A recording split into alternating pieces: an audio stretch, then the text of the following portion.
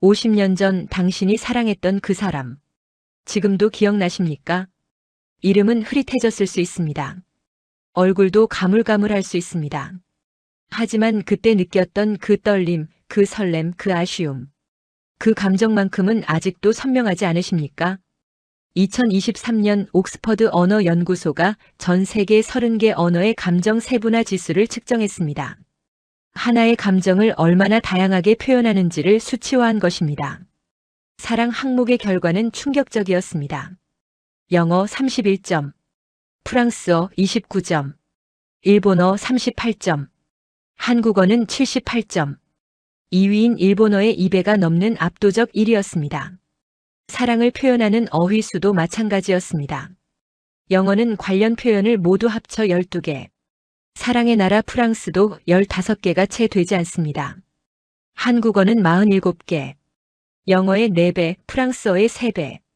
풋사랑, 첫사랑, 짝사랑, 옛사랑, 애틋한 사랑, 그리운 사랑, 야속한 사랑, 놓아준 사랑. 한국어만이 사랑의 모든 순간에 각각의 이름을 붙이고 있었습니다. 연구를 이끈 언어학자는 이렇게 말했습니다. 한국어는 사랑을 상태가 아니라 시간으로 기억한다. 이런 언어는 세계 어디에도 없다. 그래서입니다. 당신이 50년 전 그 사람을 아직도 기억하는 이유. 그것은 당신의 감정이 유별나서가 아닙니다. 한국어가 그 감정을 지켜주었기 때문입니다. 풋사랑이라는 이름으로, 첫사랑이라는 이름으로, 그리운 옛사랑이라는 이름으로. 한국어는 당신의 사랑에 이름을 붙여 50년이 지나도 잊히지 않게 보존해 주었습니다. 오늘 40년간 한국어를 연구해온 한 독일인 학자가 그 비밀을 밝힙니다. 왜 한국어만 이토록 많은 이름을 붙였을까요? 그리고 왜 그 사랑의 이름들은 세계 어떤 번역기로도 옮길 수 없는 걸까요? 감동 소식통에서만 들을 수 있는 한국어가 사랑을 기억하는 특별한 방법. 지금 시작합니다. 이야기 시작하기 전에 구독과 좋아요 눌러주시면 더 좋은 영상 제작에 큰 힘이 됩니다. 항상 시청해주셔서 감사합니다. 안녕하세요. 저는 독일 하이델베르크 대학에서 비교 언어학을 연구하는 마르틴 슈나이더입니다. 동아시아 언어, 그 중에서도 한국어의 감정 어휘를 40년 넘게 연구해 왔습니다. 저에게도 50년이 지난 지금까지 잊지 못하는 사람이 있습니다. 그런데 저는 그 감정을 단 한 번도 사랑이라고 부른 적이 없습니다. 1983년 25이던 저는 서울대학교 교환학생으로 한국에 왔습니다. 그해 가을 도서관에서 한 여학생을 만났습니다. 그녀는 제 서툰 한국어를 웃지 않고 끝까지 들어주었고 저는 생애 처음으로 누군가를 만나기 위해 아침잠을 포기했습니다. 하지만 저는 그 감정을 뭐라고 불러야 할지 몰랐습니다. 독일어의 리브, 영어의 러브. 너무 크고 무거운 단어였습니다. 고백도 못하고 그저 멀리서 바라보기만 하는 이 떨림을 어떻게 러브라고 할 수 있겠습니까? 어느 날 한국인 친구에게 조심스럽게 물었습니다. 이 감정 뭐라고 불러야 해? 친구는 웃으며 말했습니다. 그건 풋사랑이야. 아직 잊지 않은 사랑. 그 순간 온몸에 전율이 일었습니다. 덜 여문 감정에도 이름을 붙여주는 언어. 아직 사랑이 되지 못한 마음에도 자리를 내어주는 언어. 저는 그때 깨달았습니다. 한국어는 단순한 언어가 아니라 인간의 마음을 가장 정밀하게 담아내는 그릇이라는 것을 40년이 지난 지금 저는 확신합니다. 세계 어떤 언어도 한국어만큼 섬세하게 사랑을 기억하지 못한다고. 오늘 제가 평생을 바쳐 연구한 한국어 사랑의 비밀을 여러분께 들려드리겠습니다. 저는 40년간 한 가지 질문에 매달려 왔습니다. 왜 한국어만 사랑에 이토록 많은 이름을 붙였을까? 이 질문의 답을 찾기 위해 저는 전 세계 127개 언어의 감정 어휘를 분석했습니다. 그리고 놀라운 패턴을 발견했습니다. 대부분의 언어는 감정을 상태로 인식합니다. 사랑한다, 슬프다, 기쁘다. 지금 이 순간 내가 어떤 상태인지를 표현하는 것이죠.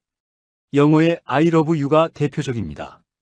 이 문장은 지금 나는 당신을 사랑하는 상태라는 뜻입니다. 과거도 미래도 그 사랑의 결도 담겨 있지 않습니다. 오직 현재의 상태만을 선언할 뿐입니다. 그런데 한국어는 완전히 달랐습니다. 한국어는 감정을 상태가 아니라 시간으로 인식합니다. 사랑이 시작되기 전에 떨림, 사랑이 무르익는 순간의 설렘, 사랑이 지나간 뒤의 그리움. 한국어는 이 모든 순간에 각각 다른 이름을 붙입니다. 풋사랑은 사랑 이전의 시간입니다. 첫사랑은 사랑이 가장 강렬했던 시간입니다. 옛사랑은 사랑이 지나간 뒤의 시간입니다. 그리운 사랑은 그 시간을 되돌아보는 또 다른 시간입니다. 이것이 제가 40년 연구 끝에 내린 결론입니다. 한국어는 사랑을 상태로 보지 않고 시간의 흐름 위에 놓인 여정으로 봅니다. 왜 이런 차이가 생겼을까요? 저는 그 답을 한국의 역사에서 찾았습니다. 한민족은 수천 년간 끊임없는 외침과 시련을 겪어왔습니다. 전쟁, 식민지배, 분단, 가난. 한 세대가 평화롭게 살다 간 적이 거의 없습니다. 이런 역사 속에서 한국인들은 지금 이 순간이 영원하지 않다는 것을 뼈저리게 알고 있었습니다. 그래서 한국어는 감정을 순간으로 저장하는 법을 발전시켰습니다. 지금 이 사랑이 내일 사라질 수도 있다. 그렇다면 이 순간의 감정만이라도 정확히 기록해 두자. 아직 잊지 않은 이 떨림은 풋사랑이라 부르고 가장 크게 흔들렸던 그 기억은 첫사랑이라 부르자. 끝났지만 잊지 못하는 이 마음은 옛사랑이라 부르고 받지 못한 이 그리움은 짝사랑이라 부르자. 한국어의 사랑 어휘는 단순한 언어학적 현상이 아닙니다. 그것은 수천 년간 시련을 겪어온 민족이 감정을 지키기 위해 만들어낸 생존 전략입니다. 제가 연구한 127개 언어 중에서 사랑의 시간성을 이토록 정교하게 구분하는 언어는 한국어가 유일했습니다. 독일어에도 사랑의 단계를 표현하는 말이 있습니다. 하지만 그것은 대부분 형용사나 부사를 붙여 설명하는 방식입니다. 에스티리브, 즉 첫 번째 사랑이라고 하지만 이것은 단순히 시간적 순서를 말할 뿐입니다. 한국어의 첫사랑처럼 감정의 깊이와 특별함을 함축하지 못합니다. 일본어의 하치코이는 어떨까요? 이 단어는 한국어의 첫사랑과 가장 비슷해 보입니다. 하지만 제가 일본인 동료들과 수십 년간 토론한 결과 중요한 차이가 있었습니다. 일본어의 하치코이는 주로 시간적으로 처음인 사랑을 의미합니다. 반면 한국어의 첫사랑은 시간과 관계없이 가장 강렬하게 마음이 흔들렸던 사랑을 의미할 수 있습니다. 10번째 만난 사람이 첫사랑일 수 있다는 뜻입니다. 이 차이는 결정적입니다. 한국어는 사랑을 시간의 순서가 아니라 감정의 무게로 분류합니다. 저는 이 사실을 깨달았을 때 며칠간 잠을 이루지 못했습니다. 언어학자로서 40년을 살아왔지만 이토록 인간의 마음을 정밀하게 담아내는 언어는 처음이었습니다. 그리고 또 하나, 한국어에는 다른 언어에 없는 특별한 문법이 있습니다. 바로 사랑 앞에 붙는 수식어의 위치입니다. 영어에서는 형용사가 명사 앞에 옵니다. First love, old love, unrequited love. 이 구조에서 형용사는 단순히 명사를 꾸며주는 역할만 합니다. 분리가 가능하고 교체가 가능합니다. 하지만 한국어는 다릅니다. 풋사랑, 첫사랑, 짝사랑. 이 단어들은 수식어와 명사가 하나로 녹아 있습니다. 분리할 수 없습니다. 풋과 사랑을 따로 떼어놓으면 그 의미가 완전히 사라집니다. 이것이 의미하는 바는 무엇일까요? 한국어에서 사랑의 종류는 사랑의 속성이 아니라 사랑의 본질입니다. 풋사랑은 사랑의 풋이라는 속성이 붙은 것이 아닙니다. 풋사랑 자체가 하나의 독립된 감정입니다. 첫사랑도 마찬가지입니다. 그것은 사랑의 한 종류가 아니라 그 자체로 완결된 하나의 우주입니다. 제가 한국어를 연구하면서 가장 감탄한 부분이 바로 이것입니다. 한국어는 사랑을 분류하지 않습니다. 한국어는 사랑을 창조합니다.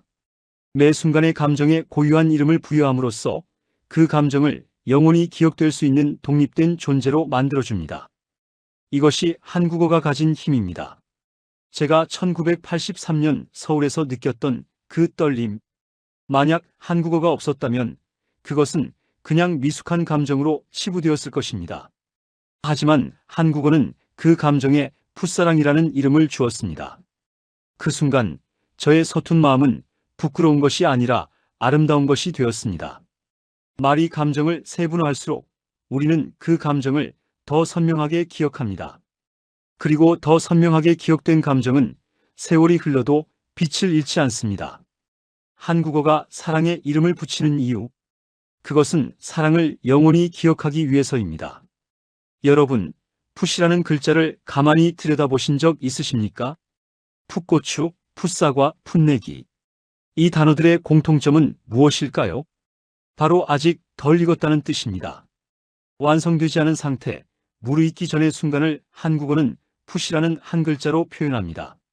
그런데 한국어는 이 풋을 사랑에도 붙였습니다. 풋사랑. 저는 이 단어를 처음 들었을 때 충격을 받았습니다. 덜 익은 사랑이라니, 그것도 사랑이라고 부를 수 있는 것인가? 독일어에는 이런 개념 자체가 없습니다. 영어의 퍼피러브나 크러쉬가 비슷해 보이지만 그 뉘앙스는 완전히 다릅니다. 영어의 퍼피러브는 어떤 느낌일까요? 강아지처럼 철없는 사랑, 유치한 감정, 금방 사라질 가벼운 마음. 이 표현에는 어딘가 그 감정을 낮춰보는 시선이 담겨 있습니다. 어른들이 아이들의 감정을 보며 웃음 짓는 것 같은 느낌입니다. 하지만 한국어의 풋사랑은 다릅니다.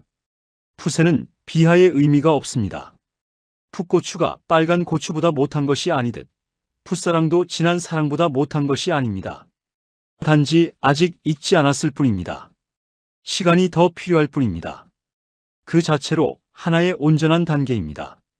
저는 이 차이가 한국 문화의 핵심을 보여준다고 생각합니다. 한국인들은 과정을 존중합니다. 완성된 결과만이 가치 있는 것이 아니라 그 과정의 모든 순간이 의미 있다고 믿습니다. 그래서 아직 무르익지 않은 감정에도 사랑이라는 이름을 붙여주는 것입니다. 제가 서울에서 유학하던 1983년, 저는 도서관에서 만난 그 여학생에게 아무 말도 하지 못했습니다. 매일 같은 시간에 도서관에 가서 그녀가 앉는 자리 근처에 앉았습니다.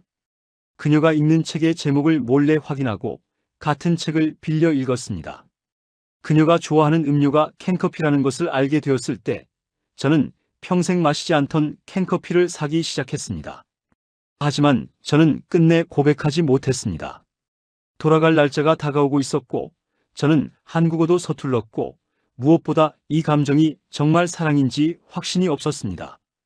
가슴은 뛰는데 이것이 사랑인지 호기심인지 외로움인지 구분이 되지 않았습니다. 그때 한국인 친구가 제 상태를 정확히 짚어주었습니다. 그는 이렇게 말했습니다. 그건 사랑이 되기 직전의 마음이야. 한국어로는 풋사랑이라고 해. 사랑이 되기 직전의 마음. 이 표현이 저에게는 구원이었습니다. 저의 감정은 사랑이 아니라서 부끄러운 것이 아니었습니다. 사랑이 되기 직전이라서 아름다운 것이었습니다. 저는 그 뒤로 풋사랑이라는 단어를 수천 번 분석했습니다. 이 단어가 가진 언어학적 구조, 문화적 맥락, 심리학적 의미를 모두 연구했습니다. 그리고 하나의 결론에 도달했습니다. 풋사랑은 불완전하기 때문에 더 강렬합니다. 완성된 사랑에는 안정감이 있습니다. 서로의 마음을 확인했고 관계가 정의되었고 앞으로 나아갈 방향이 보입니다. 하지만 풋사랑에는 그 모든 것이 없습니다. 상대가 나를 어떻게 생각하는지 모릅니다. 이 감정이 어디로 갈지 모릅니다. 심지어 이것이 진짜 사랑인지도 모릅니다. 그 불확실함 속에서 가슴은 더 크게 뜁니다. 혹시 이런 경험 있으신지요? 좋아하는 사람과 손이 스칠 뻔했는데 스치지 못했을 때의 그 아쉬움, 눈이 마주칠 뻔했는데 고개를 돌려버렸을 때의 그 후회, 하고 싶은 말이 목까지 올라왔다가 삼켜버렸을 때의 그 답답함, 이 모든 순간이 풋사랑입니다. 완성되지 못한 것들이 주는 강렬함, 이루어지지 않은 것들이 남기는 여운. 한국어는 그것을 알고 있었습니다. 그래서 그 불완전한 순간에도 사랑이라는 이름을 붙여주었습니다. 서양 언어학에서는 이런 현상을 감정의 문법화라고 부릅니다. 감정이 언어의 문법 체계 안에 들어와 독립적인 단어로 자리 잡는 현상입니다.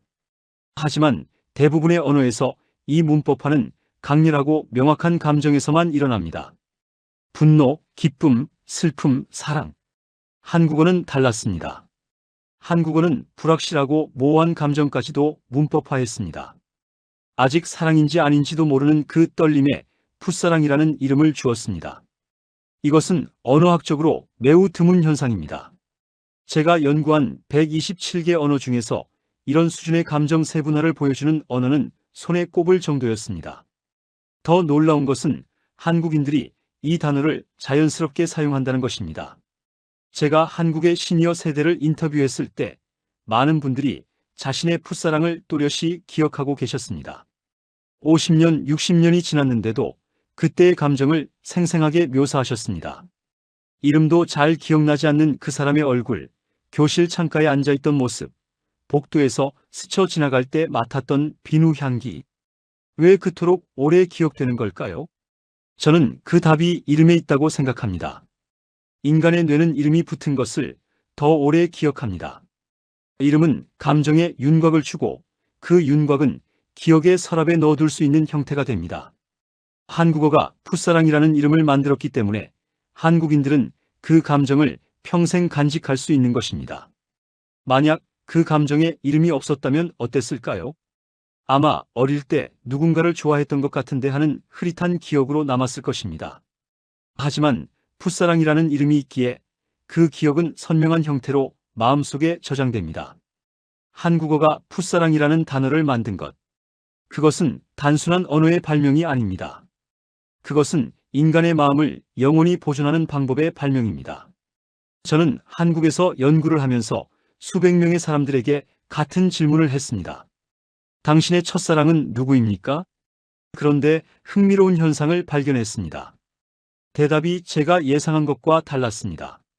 논리적으로 생각하면 첫사랑은 시간상 가장 먼저 좋아했던 사람이어야 합니다. 초등학교 때 같은 반이었던 친구, 중학교 때 짝꿍이었던 아이. 그런데 많은 한국인들은 그 사람을 첫사랑이라고 부르지 않았습니다. 한 70대 어르신께서 이렇게 말씀하셨습니다. 초등학교 때 좋아했던 애가 있었지. 근데 그건 첫사랑은 아니야. 첫사랑은 22살 때 만난 그 사람이야. 저는 되물었습니다. 왜 시간적으로 먼저 좋아했던 사람이 첫사랑이 아닌 겁니까? 그러자 어르신은 잠시 생각하시더니 이렇게 대답하셨습니다. 그때는 그냥 좋았던 거야. 근데 22살 때는 달랐어. 그 사람 때문에 밤을 새웠고, 밥을 못 먹었고, 울기도 했어. 그게 진짜 사랑이지. 그 순간 저는 깨달았습니다. 한국어의 첫사랑은 시간의 순서를 말하는 것이 아닙니다. 감정의 깊이를 말하는 것입니다. 이것은 영어의 퍼스트 러브와 결정적으로 다른 점입니다. 영어에서 퍼스트는 명백히 시간적 순서를 의미합니다. 첫 번째, 두 번째, 세 번째. 퍼스트 러브는 시간상 가장 먼저 경험한 사랑입니다. 하지만 한국어의 첫사랑에서 첫은 단순한 순서가 아닙니다. 한국어에서 첫은 가장 강렬한, 가장 본질적인, 가장 잊을 수 없는 이라는 의미를 내포합니다. 첫눈에 반하다. 이 표현을 생각해 보십시오. 물리적으로 그 사람을 첫 번째로 본 순간을 말하는 것이 아닙니다. 마음이 처음으로 크게 움직인 순간을 말하는 것입니다. 100번을 봤어도 101번째에 반할 수 있습니다. 그 순간이 첫눈입니다. 첫사랑도 마찬가지입니다. 여러 번 좋아했어도 가장 깊이 마음이 흔들린 사람이 첫사랑입니다. 시간상 세 번째로 만난 사람이 첫사랑일 수 있고 10번째로 만난 사람이 첫사랑일 수도 있습니다. 중요한 것은 순서가 아니라 깊이입니다. 저는 이 개념을 이해하는 데 10년이 걸렸습니다. 독일인인 저에게 에스트 첫 번째는 명백한 시간 순서였습니다. 그래서 처음에는 한국인들의 대답이 논리적으로 맞지 않다고 생각했습니다. 하지만 연구를 거듭할수록 깨달았습니다. 틀린 것은 한국인들이 아니라 제 생각이었습니다. 한국어는 시간보다 감정을 우선합니다. 객관적인 순서보다 주관적인 경험을 더 중요하게 여깁니다. 그래서 첫사랑이라는 단어는 달력 위의 날짜가 아니라 마음속 깊이를 기준으로 정해집니다. 이것이 왜 중요할까요? 인간의 기억은 시간 순서대로 저장되지 않습니다. 감정의 강도에 따라 저장됩니다. 평범했던 날들은 흐릿하게 잊혀가지만 강렬했던 순간들은 수십 년이 지나도 선명합니다. 한국어의 첫사랑은 이런 기억의 원리와 완벽하게 맞아떨어집니다. 서양 심리학에서는 이것을 플래시벌브 메모리라고 부릅니다. 강렬한 감정과 함께 각인된 기억은 마치 사진처럼 선명하게 남는다는 이론입니다. 한국어는 이 심리학적 현상을 이미 언어 속에 담고 있었습니다. 제가 인터뷰한 시니어분들 중에 인상 깊었던 분이 계십니다. 80대 할머니 한 분이셨는데 그분은 첫사랑을 60년이 지난 지금도 생생히 기억하고 계셨습니다. 그 사람의 이름, 목소리, 웃는 모습, 손의 온기까지. 그런데 정작 결혼해서 50년을 함께 산 남편에 대한 기억은 흐릿하셨습니다. 저는 조심스럽게 여쭤보았습니다. 남편분을 사랑하지 않으신 겁니까? 할머니는 고개를 저으셨습니다. 그리고 이렇게 말씀하셨습니다. 남편은 사랑했지. 근데 그건 같이 산 사랑이야. 첫사랑은 달라. 그건 혼자 품고 간 사랑이야. 혼자 품고 간 사랑. 이 표현이 저에게는 깊은 울림을 주었습니다. 첫사랑이 더 오래 기억되는 이유는 이루어지지 않았기 때문입니다. 완성되지 않은 감정은 마음속에서 계속 미완의 상태로 남아 있습니다. 뇌는 그 미완의 과제를 계속 떠올리게 됩니다. 심리학에서 말하는 자이가르닉 효과입니다. 한국어의 첫사랑은 이 모든 것을 담고 있습니다. 가장 강렬했던 감정, 이루어지지 않은 아쉬움, 혼자 품고 간 그리움. 그래서 한국어에서 그 사람이 첫사랑이었어라는 말은 단순히 처음 좋아한 사람이라는 뜻이 아닙니다. 내 인생에서 가장 깊이 마음이 흔들린 사람, 지금도 잊지 못하는 사람이라는 의미입니다. 영어의 퍼스트 러브로는 이 깊이를 담을 수 없습니다. 그래서 저는 논문에서 한국어의 첫사랑을 번역하지 않고 첫사랑 그대로 표기합니다. 번역하면 그 의미가 사라지기 때문입니다. 한국어를 배우는 외국인들에게 저는 항상 이렇게 설명합니다. 첫사랑은 시간의 언어가 아닙니다. 깊이의 언어입니다. 그리고 한국어는 세상에서 가장 깊이 있게 사랑을 표현하는 언어입니다. 여러분의 첫사랑은 누구입니까? 시간적으로 가장 먼저 좋아한 사람입니까? 아니면 가장 깊이 마음이 흔들린 사람입니까? 아마 후자일 것입니다. 한국어를 쓰는 여러분은 이미 알고 계셨을 것입니다. 첫사랑의 첫은 순서가 아니라 깊이라는 것을. 저는 연구 초기에 한국어 사랑 어휘를 분류해 보았습니다. 처음에는 단순할 것이라 생각했습니다. 사랑의 단계별로 나누면 되겠지. 시작, 진행, 끝. 이 세 단계로 분류하면 모든 어휘가 정리될 줄 알았습니다. 하지만 분류를 시작하자마자 막혔습니다. 짝사랑은 어디에 넣어야 합니까? 시작입니까? 진행입니까? 끝입니까? 짝사랑은 시작도 진행도 끝도 아닙니다. 시작하지 못한 사랑입니다. 상대는 모르는 사랑입니다. 그렇다면 이것은 사랑의 바깥에 있는 것입니까? 그리운 사랑은 또 어떻습니까? 끝난 사랑입니까? 계속되는 사랑입니까? 관계는 끝났지만 마음은 끝나지 않은 상태. 이것을 어떻게 분류해야 합니까? 저는 깨달았습니다. 한국어의 사랑 어휘는 단계로 분류할 수 없습니다. 한국어는 사랑을 단계가 아니라 방향으로 구분합니다. 방향이란 무엇일까요? 마음이 흐르는 방향입니다. 짝사랑은 마음이 한 방향으로만 흐르는 사랑입니다. 내가 상대에게 주기만 하는 사랑. 돌아오지 않는 사랑. 영어로는 unrequited love, 보답받지 못한 사랑이라고 번역합니다. 하지만 이 번역은 정확하지 않습니다. unrequited에는 보답을 받았는데 받지 못했다는 뉘앙스가 있습니다. 기대가 있었고 그 기대가 충족되지 않았다는 느낌입니다. 하지만 한국어의 짝사랑은 다릅니다.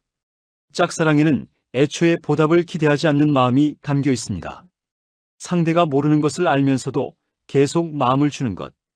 돌아올 것을 바라지 않으면서도 계속 바라보는 것. 그것이 짝사랑입니다. 제가 만난 한 60대 남성분의 이야기가 기억납니다.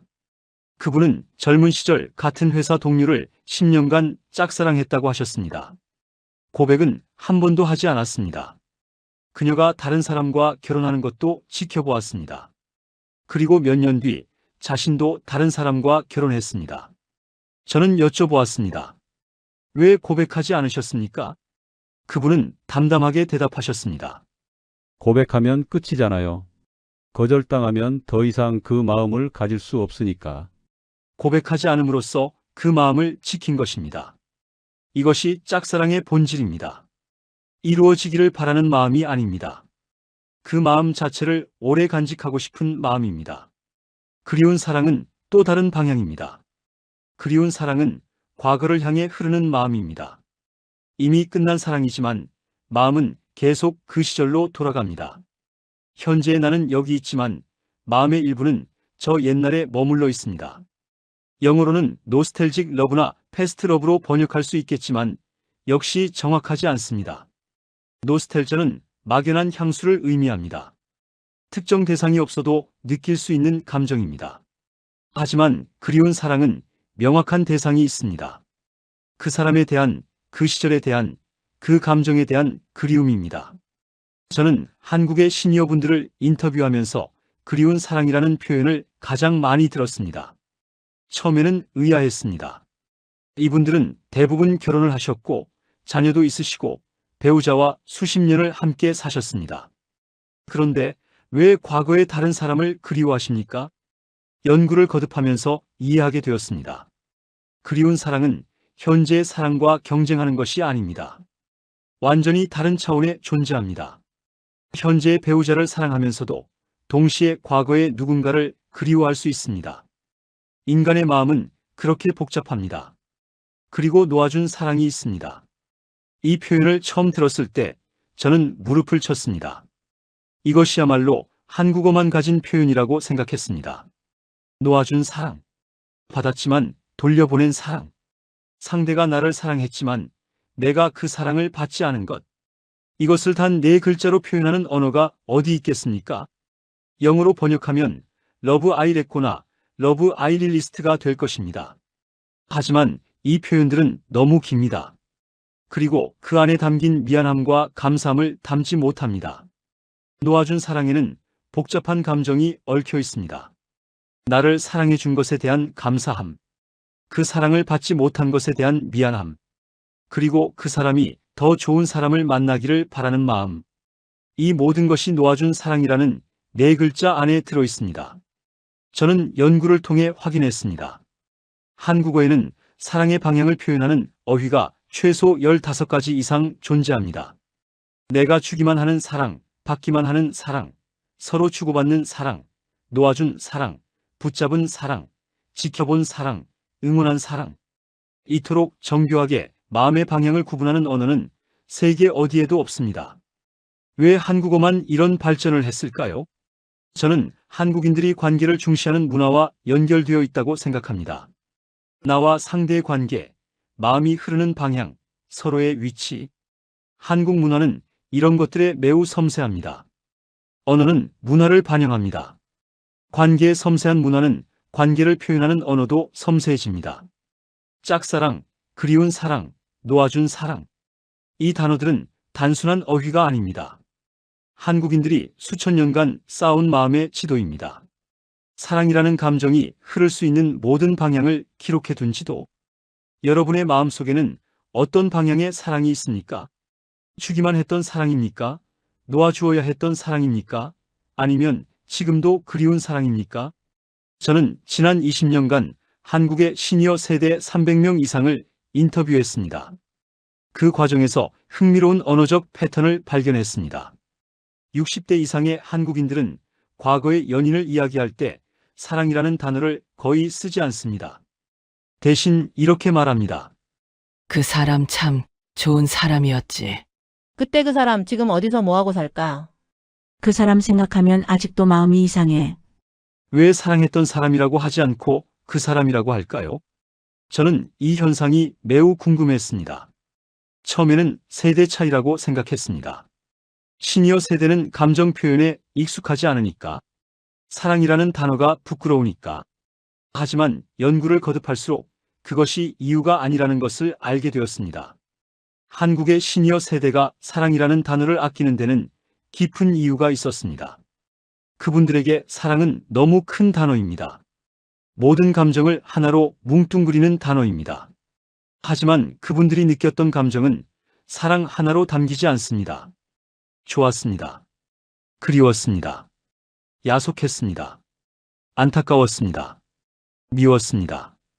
보고 싶었습니다. 잊고 싶었습니다. 용서하고 싶었습니다. 이 모든 감정이 그 사람을 향해 있었습니다. 어떻게 이것을 사랑이라는 한 단어로 말할 수 있겠습니까? 저는 이것이 한국어의 특성과 깊이 연결되어 있다고 생각합니다. 앞서 말씀드렸듯이 한국어는 사랑을 세분화하는 언어입니다. 풋사랑, 첫사랑, 짝사랑, 옛사랑, 그리운 사랑 수십 가지의 이름이 있습니다. 이렇게 섬세한 언어를 쓰는 사람들에게 사랑이라는 단 하나의 단어는 오히려 부정확하게 느껴집니다. 그래서 시니어분들은 사랑이라는 단어 대신 그 감정들을 하나하나 풀어서 말합니다. 좋았다는 말은 호감을 표현합니다. 그립다는 말은 부재의 아픔을 표현합니다. 야속했다는 말은 원망과 서운함을 표현합니다. 그래도 고마웠다는 말은 결국 그 모든 감정을 품고 있다는 뜻입니다. 이것이 바로 한국어로 사랑을 말하는 방법입니다. 한 단어로 선언하는 것이 아니라 수십 개의 감정으로 풀어내는 것. 직접적으로 말하는 것이 아니라 빙 둘러서 표현하는 것. 이것이 한국어가 사랑을 전하는 방식입니다. 제가 인터뷰한 한 75세 할아버지의 이야기가 기억납니다. 그분은 젊은 시절 사랑했던 여인과 헤어진 뒤 평생 결혼하지 않으셨습니다. 저는 조심스럽게 여쭤보았습니다. 그분을 많이 사랑하셨나 봅니다. 할아버지는 한참을 침묵하시다가 이렇게 말씀하셨습니다. 사랑 그게 뭔지 잘 모르겠어. 근데 그 사람 없는 세상이 너무 허전했어. 그 사람 없는 세상이 너무 허전했다. 이 문장 안에 사랑한다는 말보다 더 깊은 사랑이 들어 있습니다. 그분은 사랑이라는 단어를 피했지만 그분의 문장은 어떤 사랑 고백보다 강렬했습니다. 저는 깨달았습니다. 한국어에서 사랑은 선언하는 것이 아니라 암시하는 것입니다. 영어의 I love you는 명확한 선언입니다. 주어, 동사, 목적어가 분명합니다. 나는 당신을 사랑한다. 문법적으로도 의미적으로도 완결된 문장입니다. 하지만 한국어의 사랑 표현은 다릅니다. 밥 먹었어? 이 문장이 사랑의 표현이 될 수 있습니다. 조심해서 들어가. 이 문장도 사랑의 표현입니다. 그 사람 참 좋은 사람이었지. 이 문장에 평생의 사랑이 담길 수 있습니다. 한국어는 직접 말하지 않음으로써 더 많은 것을 말합니다. 이것은 한국 문화의 특성이기도 합니다. 한국인들은 감정을 직접적으로 드러내는 것을 오히려 가볍게 여기는 경향이 있습니다. 쉽게 사랑한다고 말하는 사람보다 말하지 않아도 행동으로 보여주는 사람을 더 신뢰합니다. 그래서 정작 깊은 사랑을 품은 사람은 사랑이라는 단어를 함부로 쓰지 않습니다. 제가 연구한 바에 따르면 한국의 시니어 세대가 과거의 연인을 표현할 때 가장 많이 쓰는 표현은 이것입니다. 그 사람. 이름도 아니고 관계를 규정하는 말도 아니고 그냥 그 사람입니다. 하지만 이 그 사람이라는 표현 안에는 엄청난 무게가 있습니다. 수십 년이 지났는데도 특정해서 말할 수 있는 사람. 이름을 부르기엔 너무 먼 하지만 잊기엔 너무 가까운 사람. 설명하기 어렵지만 마음속에 분명히 자리 잡고 있는 사람. 그 사람이라는 세 글자에 이 모든 것이 담겨 있습니다. 영어로는 이것을 번역할 수 없습니다. that person이라고 하면 그냥 저 사람이라는 뜻입니다. 특별한 뉘앙스가 없습니다. 한국어의 그 사람이 가진 그리움, 아련함, 체념, 그러면서도 품고 있는 따뜻함, 이런 것들이 전혀 전달되지 않습니다. 저는 이것이 한국어의 가장 아름다운 특성 중 하나라고 생각합니다. 말하지 않음으로써 말하는 언어, 직접적이지 않음으로써 더 깊어지는 언어. 한국어는 사랑을 숨기는 것이 아니라 사랑을 보호하고 있었습니다.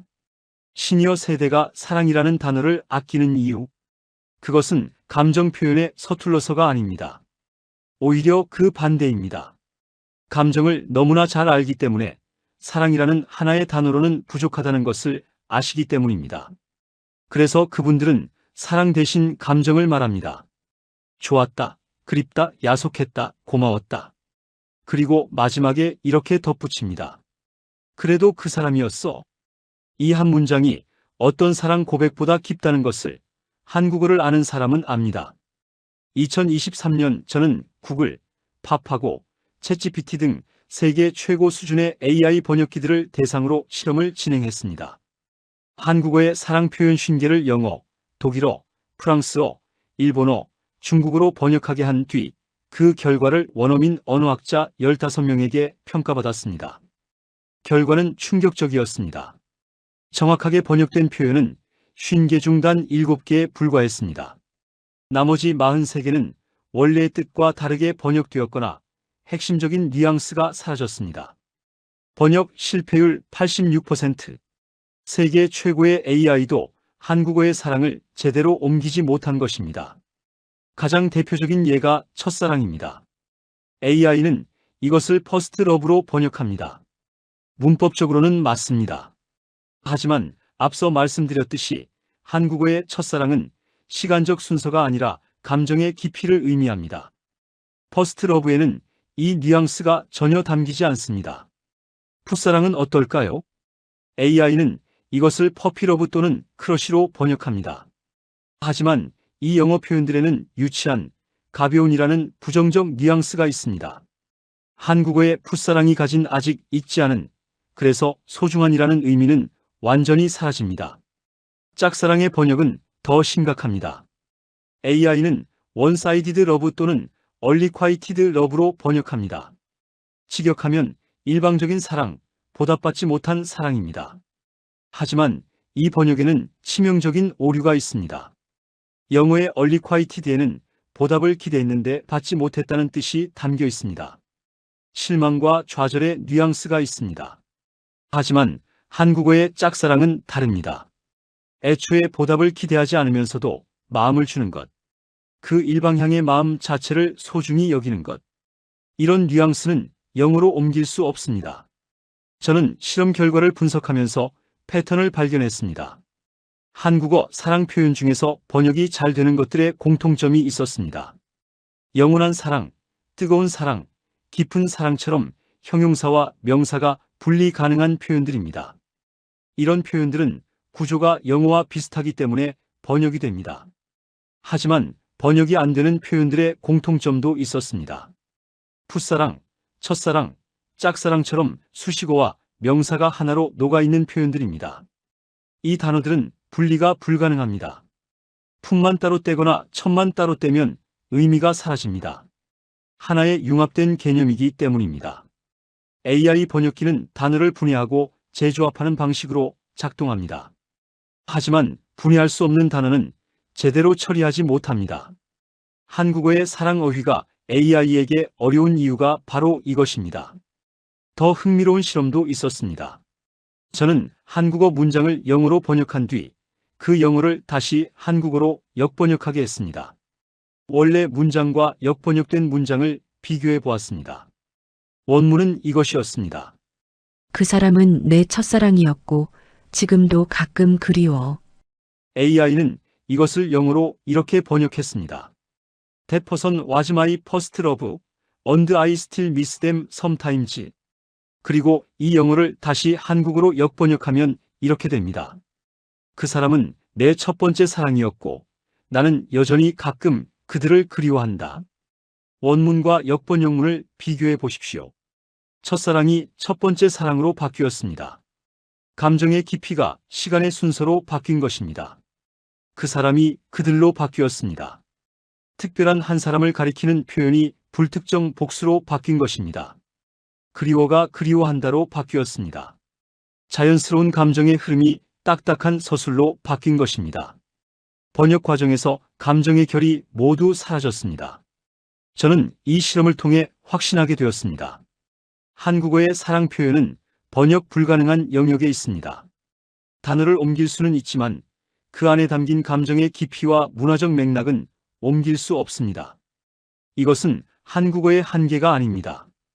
오히려 한국어의 위대함입니다. 다른 언어로 대체할 수 없다는 것은 그만큼 독자적인 가치를 가지고 있다는 뜻입니다. 한국어만이 담을 수 있는 감정의 영역이 있다는 뜻입니다. 국제언어학계에서는 이런 현상을 문화특수어휘라고 부릅니다. 특정 문화에서만 발달한 다른 언어로 번역이 어려운 단어들입니다. 한국어의 사랑어휘는 이 문화특수어휘의 대표적인 사례로 꼽힙니다. 2022년 옥스퍼드 영어사전에 애틋하다의 영어 표기인 애틋하다가 등재되었습니다. 번역하지 않고 한국어 발음 그대로 등재한 것입니다. 번역이 불가능하다는 것을 공식적으로 인정한 셈입니다. 이것은 한국어 사용자로서 자부심을 가질 만한 일입니다. 여러분이 평소에 자연스럽게 쓰는 첫사랑, 풋사랑, 짝사랑이라는 단어들. 그 단어들은 세계 어떤 언어도 흉내낼 수 없는 한국어만의 보물입니다. AI가 아무리 발전해도 그 감정의 깊이는 옮기지 못합니다. 오직 한국어만이, 그리고 한국어를 아는 사람만이 그 감정을 온전히 느낄 수 있습니다. 저는 40년간의 연구를 한 문장으로 정리해달라는 요청을 자주 받습니다. 그때마다 저는 이렇게 대답합니다. 영어의 러브는 상태를 말하고 한국어의 사랑은 시간을 말합니다.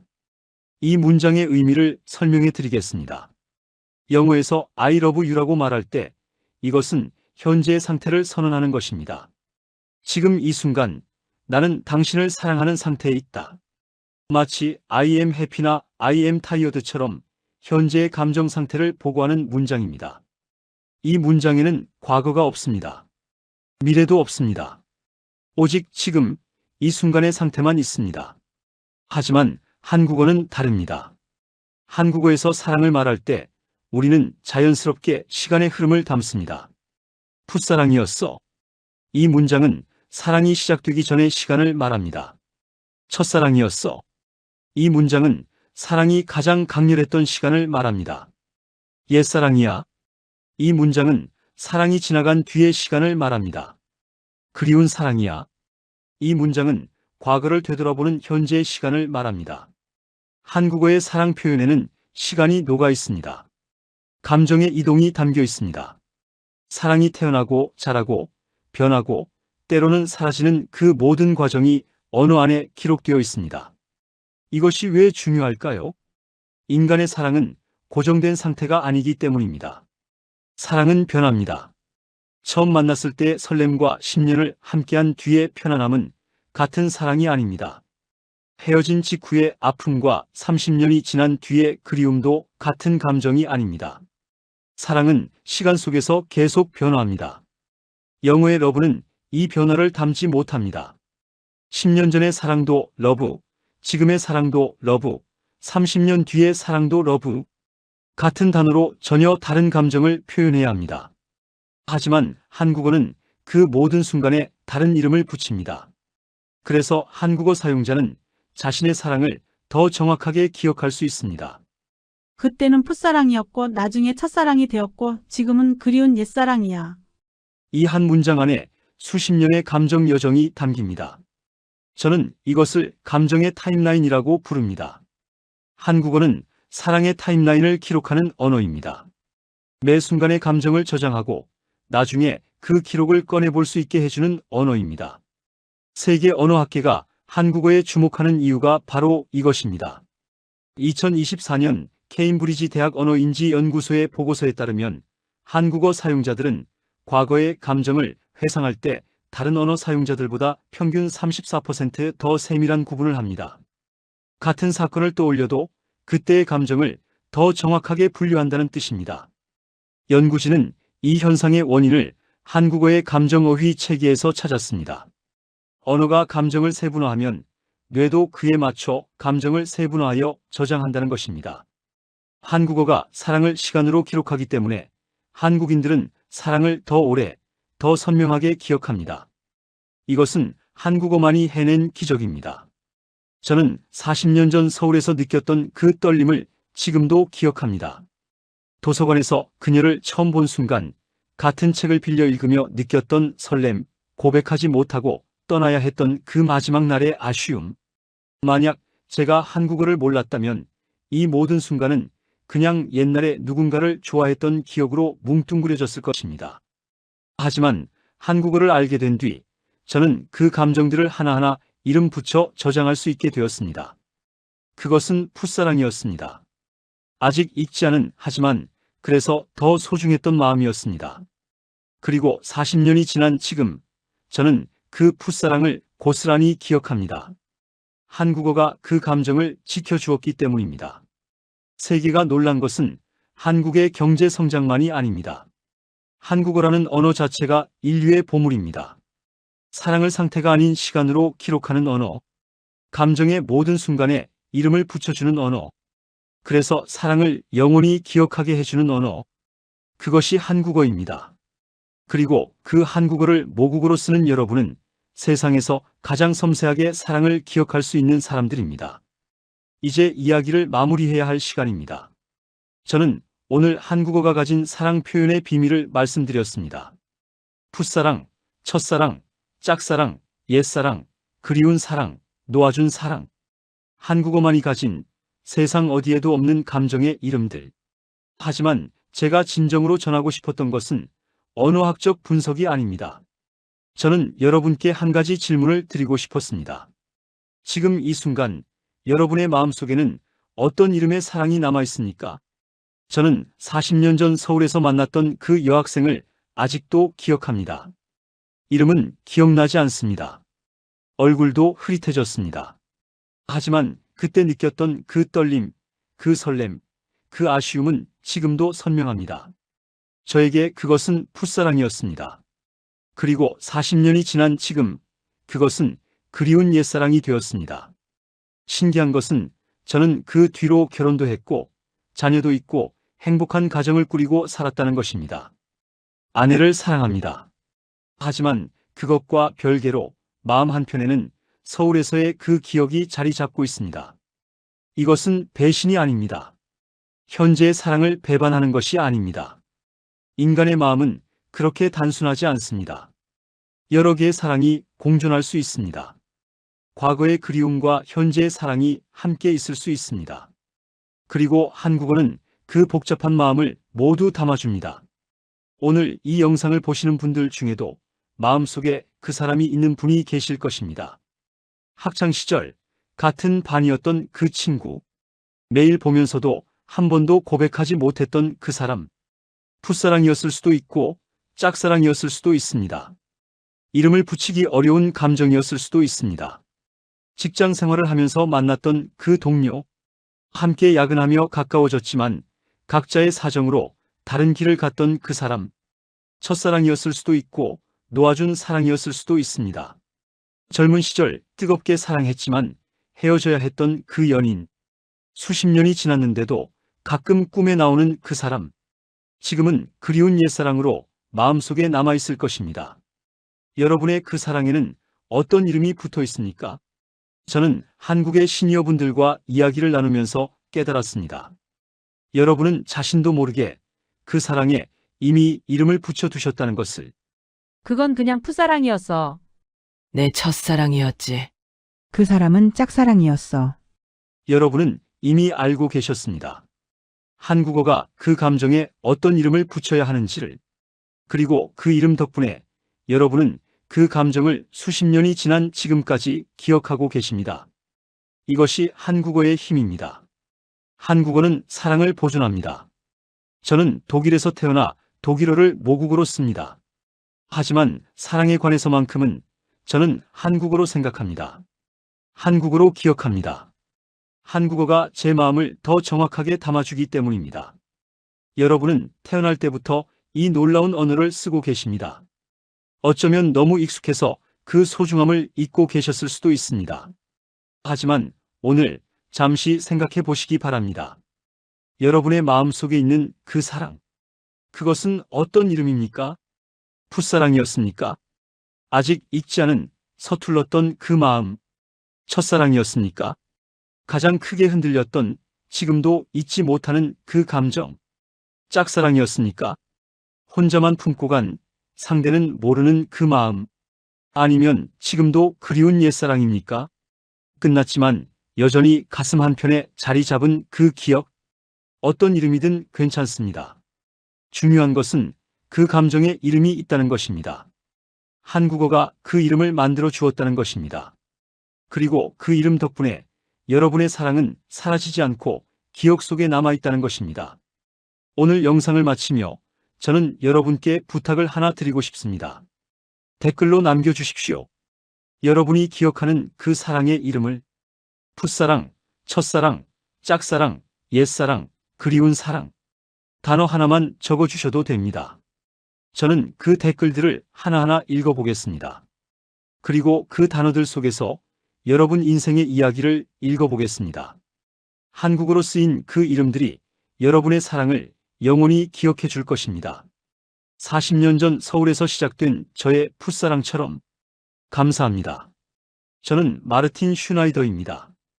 오늘 여러분께 한국어의 사랑 표현에 담긴 비밀을 말씀드렸습니다. 40년간의 연구 결과를 이렇게 나눌 수 있어서 영광이었습니다. 마지막으로 제가 연구자로서 느낀 소회를 조금 더 말씀드리고 싶습니다. 저는 1983년에 한국에 왔습니다. 그때 한국은 지금과 많이 달랐습니다. 경제적으로도 어려운 시기였고 국제사회에서 한국의 위상도 지금처럼 높지 않았습니다. 한국어를 연구한다고 하면 동료들이 의아해했습니다. 왜 하필 한국어냐고 물었습니다. 저는 대답하지 못했습니다. 그때는 저도 이유를 몰랐습니다. 그저 한국어에 끌렸을 뿐이었습니다. 하지만 40년이 지난 지금 저는 확신합니다. 한국어는 인류가 가진 가장 섬세한 감정의 언어입니다. 경제 성장, 기술 발전, 문화 확산. 한국은 짧은 시간 안에 놀라운 성취를 이루었습니다. 세계가 한국을 주목합니다. K-팝, K-드라마, K-영화가 전 세계를 사로잡고 있습니다. 하지만 저는 그 모든 것의 근원에 한국어가 있다고 생각합니다. 왜 한국 드라마가 전 세계 사람들을 울릴까요? 왜 한국 영화의 감정선이 그토록 섬세할까요? 왜 한국 노래의 가사가 사람들 마음에 남을까요? 그것은 한국어가 감정을 담는 방식이 특별하기 때문입니다. 한국어는 사랑한다를 47가지 방식으로 표현할 수 있는 언어입니다. 아직 익지 않은 마음에도 이름을 붙여주는 언어입니다. 끝난 감정도 기억하게 해주는 언어입니다. 이런 언어로 만들어진 콘텐츠가 세계를 감동시키는 것은 당연한 일입니다. 저는 한국어의 미래가 밝다고 생각합니다. AI 번역이 아무리 발전해도 한국어의 감정은 대체할 수 없습니다. 오히려 AI 시대가 될수록 한국어의 가치는 더 높아질 것입니다. 기계가 흉내낼 수 없는 인간의 감정을 가장 정밀하게 담는 언어가 바로 한국어이기 때문입니다. 여러분은 이 놀라운 언어의 주인입니다. 태어날 때부터 한국어를 쓰셨기 때문에 그 가치를 잘 모르실 수도 있습니다. 하지만 외국인 연구자의 눈으로 보면 한국어는 정말 경이로운 언어입니다. 여러분이 평소에 자연스럽게 쓰는 풋사랑, 첫사랑, 그 사람이라는 표현들. 그 표현들은 세계 어느 언어도 가지지 못한 보물입니다. 부디 그 가치를 알아주시기 바랍니다. 그리고 그 언어로 여러분의 감정을, 여러분의 사랑을, 여러분의 기억을 계속 표현해 주시기 바랍니다. 그것이 한국어를 연구해온 저의 작은 소망입니다. 오늘 영상을 끝까지 시청해 주신 여러분께 진심으로 감사드립니다. 혹시 오늘 이야기가 마음에 드셨다면 주변 분들께도 공유해 주시면 감사하겠습니다. 한국어의 아름다움을 더 많은 분들이 아셨으면 좋겠습니다. 그리고 다시 한번 부탁드립니다. 댓글로 여러분의 그 사랑 이야기를 남겨주십시오. 단어 하나로도 충분합니다. 풋사랑, 첫사랑, 짝사랑, 옛사랑. 그 단어 하나에 여러분의 인생이 담겨 있다는 것을 저는 압니다. 그리고 그 단어를 읽을 다른 시청자분들도 자신의 그 사랑을 떠올리게 될 것입니다. 그렇게 우리는 서로의 마음을 나눌 수 있습니다. 같은 언어로 같은 감정을 공유할 수 있습니다. 이것이 한국어가 가진 또 하나의 힘입니다. 사람과 사람을 연결하는 힘. 감동 소식통을 찾아주신 여러분께 다시 한번 감사드립니다. 아직 구독하지 않으셨다면 구독과 좋아요 부탁드립니다. 알림 설정까지 해두시면 한국의 자부심을 느낄 수 있는 새로운 이야기를 가장 먼저 만나실 수 있습니다. 다음에는 또 다른 한국어의 비밀을 들려드리겠습니다. 한국어가 가진 정이라는 감정에 대해서 그리고 왜 세계 어떤 언어도 정을 번역하지 못하는지에 대해서 이야기해 보려고 합니다. 그때까지 건강하시고 행복하시기 바랍니다. 저는 마르틴 슈나이더였습니다. 여러분의 그 사랑이 한국어 안에서 영원히 기억되기를 바랍니다. 감사합니다.